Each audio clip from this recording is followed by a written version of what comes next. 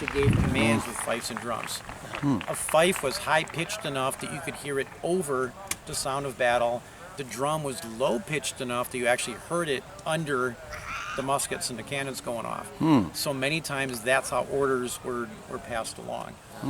Once the shooting really started, though, most of the musicians just stacked their drums, stacked their weapons, and then they were the ones that started carrying the wounded.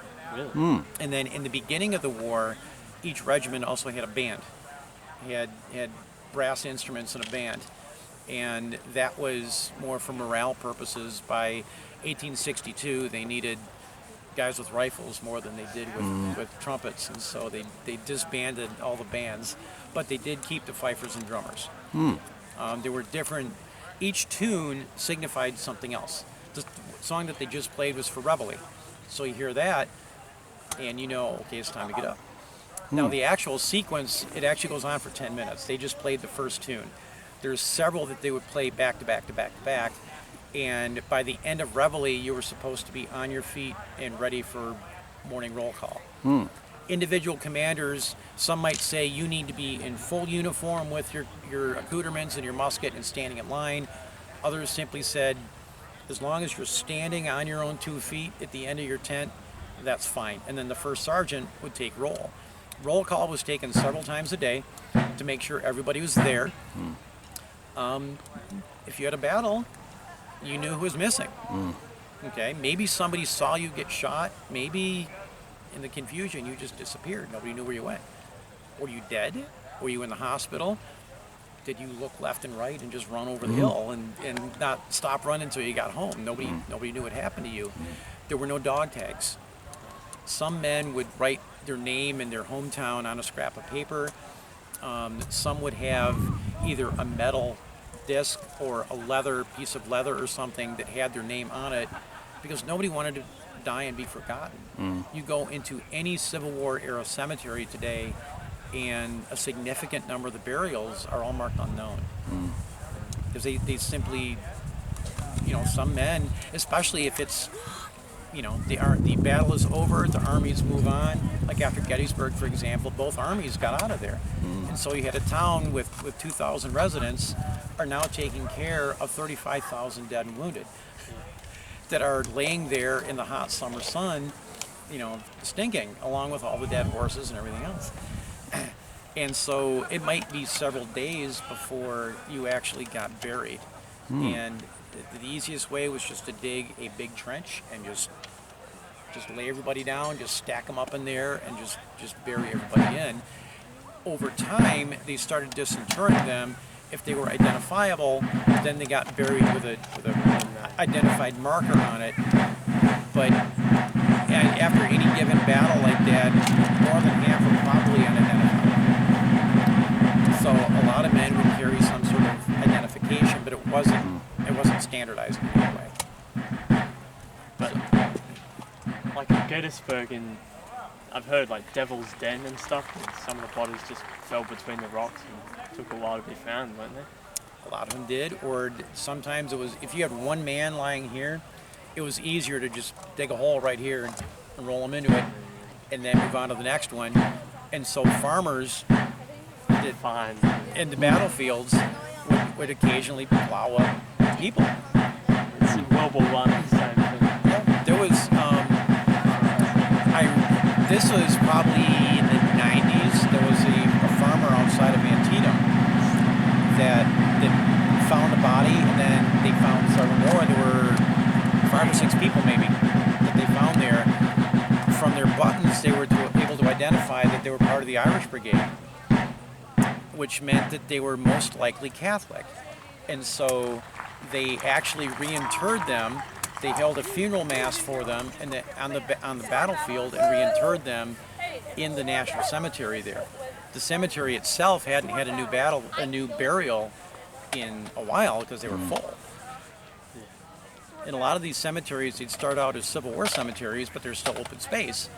And so new veterans as they died, or sometimes just people in a local community, would get buried there too.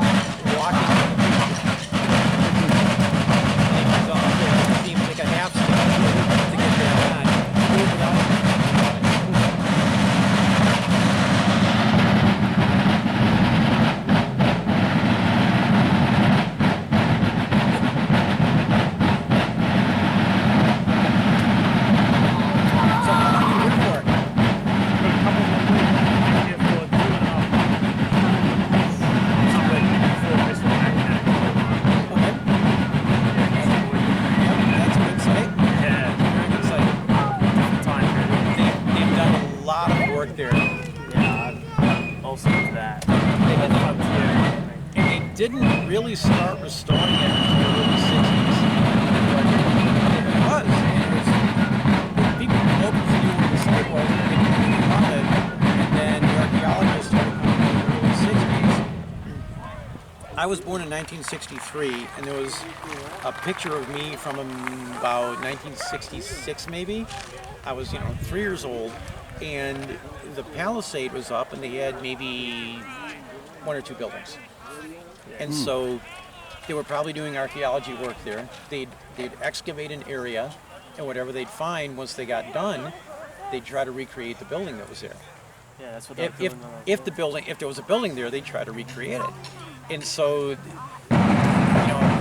could go back in, say, 10 more years, you'd find that there's probably more stuff there than there was this summer. It's like 7 or 8 buildings now. But that was occupied. Actually, Michilimackinac on the mainland was occupied for about 65 years. It started out French, and then they moved to the island, and that was active until 1890s, 1890, 1895, something like that. Yeah, but they had Confederate prisoners out there. Sort of. There were 3 political prisoners. Oh, they weren't actual. They were not soldiers. They were just sympathizers. They were politicians that had been arrested and they were kept there. But I mean, it's hard to escape from an island without somebody knowing about it. So there was actually a military unit of about 50 men that was formed in Detroit to go up there, and basically all they did was guard them. And they're not going to go anywhere, so they couldn't leave, they couldn't have a boat, they couldn't have a firearm, but they could Walk around. they could walk around, they could leave the fort. It was a much more gentlemanly time. If you gave your solemn word, I'm not going to try to escape. Okay? Especially the officers, they were gentlemen. If you promised, I promised not to try to escape. How you doing?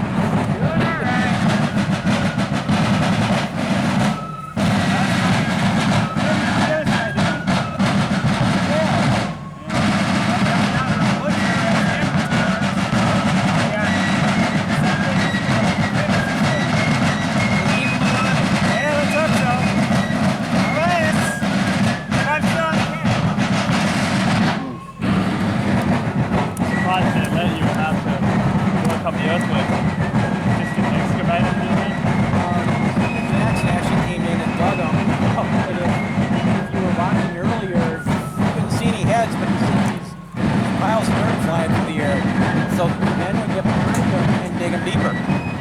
If you've got time, you dug.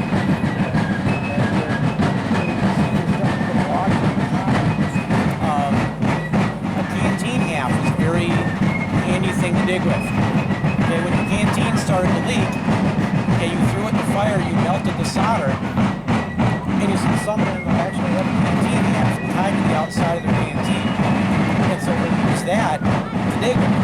And then at mealtime, you can brush it off and put your food in it. That can even make you clean. I was just thinking about on those stretcher bearers. It'd be pretty hard defensive people. Was there any kind of rule that you weren't allowed to shoot at a stretcher bearer? Yes. It wasn't when you were. It was commonly understood that you didn't aim at medical people. Okay, so it was They still they still got in the way sometimes. there. Yeah. All right. Stray bullets or something. And they didn't go in front of the lines to pull the men back. Oh, I mean, so- they were brave, but they weren't stupid.